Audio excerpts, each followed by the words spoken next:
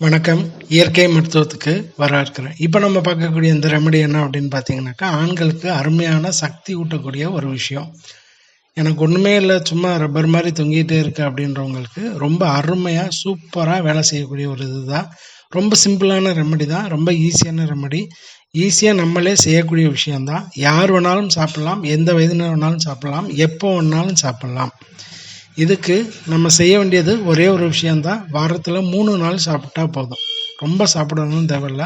வாரத்தில் 3 நாள் தொடர்ந்து ஒரு 6 வாரம் எடுத்துக்கிட்டால் போதும். ஒரு வாரத்துக்கு 3 நாள் 6 வாரம் எடுத்துக்கிட்டால் போதும். இது சாப்பிடும்போது உப்பு சேர்க்கக்கூடாது, உரப்பு சேர்த்துடக்கூடாது. இதுக்கு சிம்பிளான காம்பினேஷன் தான். நம்ம கடைகளில் கிடைக்கக்கூடிய விஷயந்தான்.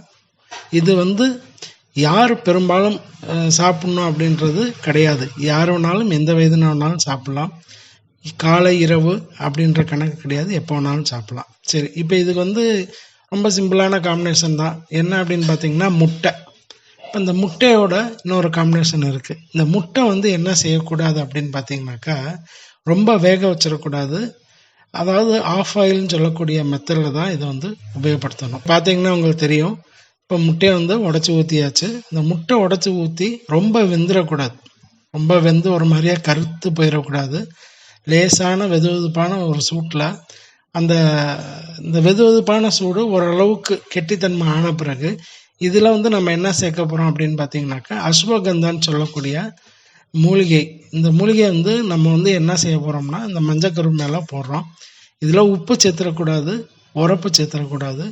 இது காலை இரவு எப்போ வேணாலும் சாப்பிடலாம். ஒரு வாரத்துக்கு 3 வேளை, ஒரு நாள் விட்டு ஒரு நாள், காலையோ இரவு நேரமோ எந்த நேரம் உங்களுக்கு சாப்பிடணும்னு தோணுதோ சாப்பிடலாம். இது சாப்பிட்றதுக்கு முன்னாடி எதுவுமே சாப்பிட்ருக்கக்கூடாது. இது சாப்பிடும்போது எதுவும் சாப்பிடக்கூடாது, உரப்பு உப்பு சேர்த்துருக்கக்கூடாது. இதை சாப்பிடும்போது நல்ல விரைப்புத்தன்மை கிடைக்கும். நீங்கள் எதிர்பார்க்குற ரிசல்ட்டு ரொம்ப நல்லா இதில் கிடைக்கும். முயற்சி பண்ணி பாருங்கள், நல்ல மாற்றம் கிடைக்கும். வணக்கம்.